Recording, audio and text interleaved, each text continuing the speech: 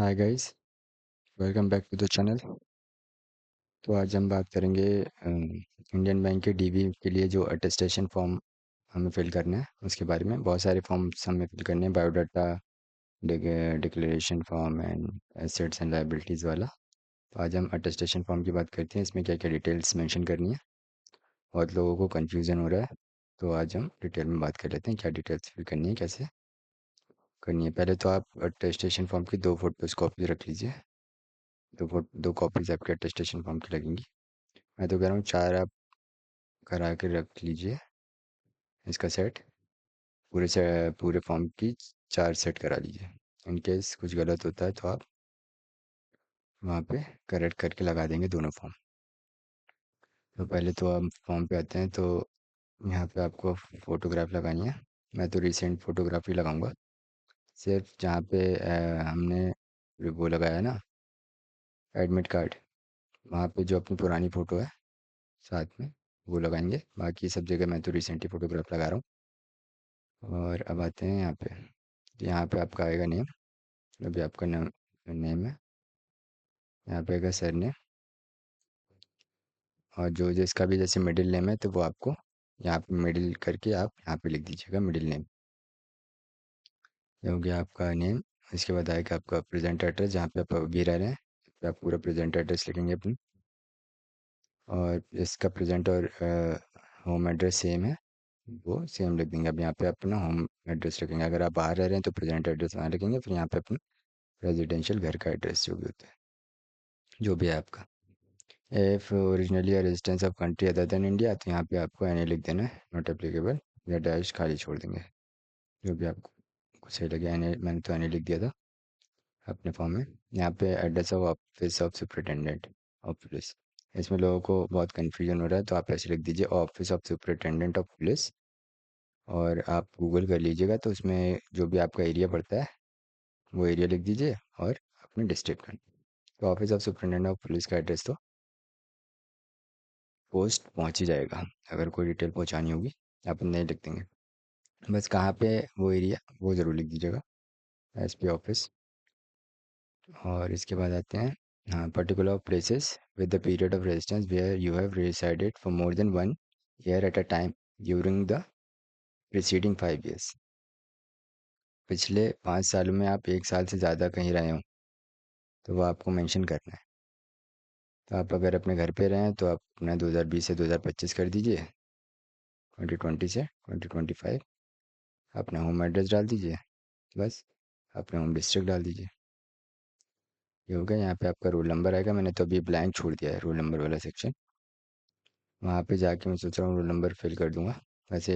हाँ, और यहाँ पे पोस्ट बस सी एस ए ब्रैकेट में क्लर्क ये आएगा यहाँ पे। और ये आपका हो गया। रोल नंबर यहाँ पे डाल दीजिएगा, मेंस और प्री का रोल नंबर एक ही है।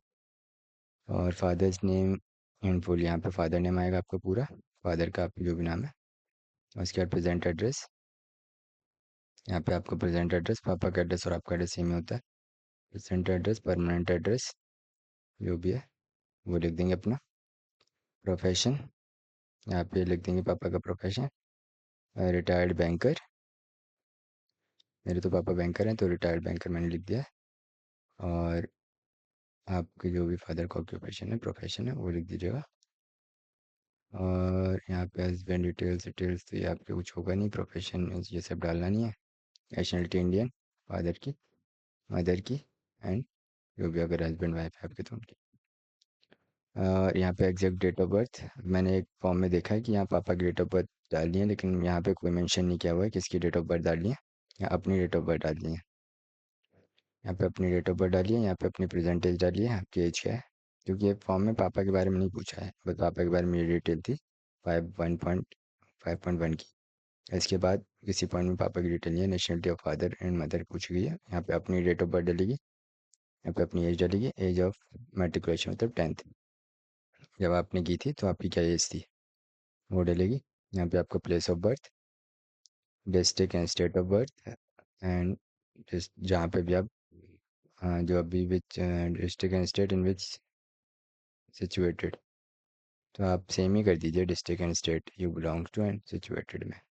जहाँ भी रह रहे हैं, बिलोंग कर रहे हैं या रह रहे हैं, दोनों में सेम ही लिख दीजिए।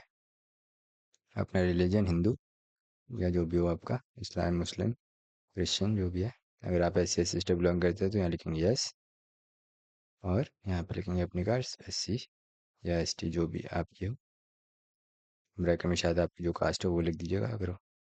आप जानते हो, अब लोगों को इसमें बहुत कन्फ्यूजन हो रहा है कि इसमें क्या फिल करना है, तो पहले पे डालिए आप फर्स्ट पॉइंट करके अपना स्कूल का नेम पूरा, कहाँ पे वो स्कूल, छोटा छोटा सा लिख दीजिएगा।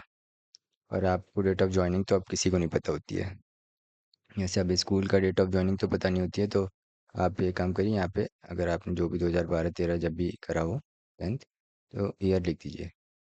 या फिर अगर आपको डेट पूरी मेंशन करनी है तो मोस्टली सेशन 1 अप्रैल से स्टार्ट होता है, तो आप 1 अप्रैल लिख सकते हैं। मैंने तो 1 अप्रैल डाल दिया, 0104, इतना कोई चेक नहीं हो रहा है। और डिटेल ये डाल दिया है, जो भी आपका ईयर में आपने स्टार्ट किया था। और डेट ऑफ लीविंग में जो भी आपका रिजल्ट डेट है ना, मार्कशीट पे रिजल्ट डेट लिखा होता है वो। यहाँ पे पहला तो आपका 10th का एग्ज़ाम हो जाएगा। दूसरा ईयर ऑफ पासिंग, जो भी आपका ईयर ऑफ पासिंग है 2012-13-14 जो भी है। और यहाँ पे आपका ये आ जाएगा 12th का, 12th की डिटेल डाल दीजिएगा, 12th का स्कूल और डेट ऑफ ज्वाइनिंग और लीविंग। यहाँ पे वो अब थर्ड आ रही है ग्रेजुएशन, तो यहाँ पे आपका BSc BTech जो भी करा आपने वो, और यहाँ पे ईयर ऑफ पासिंग। यहाँ भी ज्वाइनिंग में आप लमसम कर दीजिएगा, जून में स्टार्ट होता है सेशन लगभग, अगर आपको डिटेल डालनी है पूरी तो। और 2-3 साल का जो भी आपका ईयर वो लिख दीजिएगा, और यहाँ पे अपना फुल एड्रेस यूनिवर्सिटी का, कॉलेज का जो भी था है आपका। BOF 10, अगर आप एम्प्लॉयड हैं तो अपनी एम्प्लॉयमेंट की डिटेल डालिएगा, आप किस पोस्ट में कब से कब तक काम किया है, अपना एड्रेस डालिएगा, रीज़न ऑफ लिविंग जॉब डाल दीजिएगा।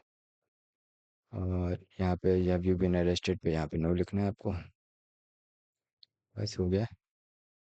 यहाँ पे आपको सिग्नेचर करना है, यहाँ पे अपनी पोस्ट, CSA क्लर्क, यहाँ रोल नंबर, डेट आपको नहीं डालनी है, डेट जब हम जिस दिन DV कराएंगे वहीं डेट डालेंगे, तो जैसे ब्लैंक छोड़ दीजिएगा वहीं डाल लीजिएगा। कोई सेक्शन आप ब्लैंक छोड़ के रखिएगा, वहाँ पे सर से कंसल्ट करके आपस में कंसल्ट करके फिल कर लीजिए, फिल कर लेंगे हम लोग। तो ये था आज का वीडियो। अगला वीडियो बायोडाटा का फॉर्म सोच रहा हूँ मैं, लोगों को कन्फ्यूजन हो रहा है, तो बायोडाटा का फॉर्म का वीडियो बना दूंगा। Thank you. चैनल को सब्सक्राइब कीजिए, सपोर्ट कीजिए। Thank you, thank you.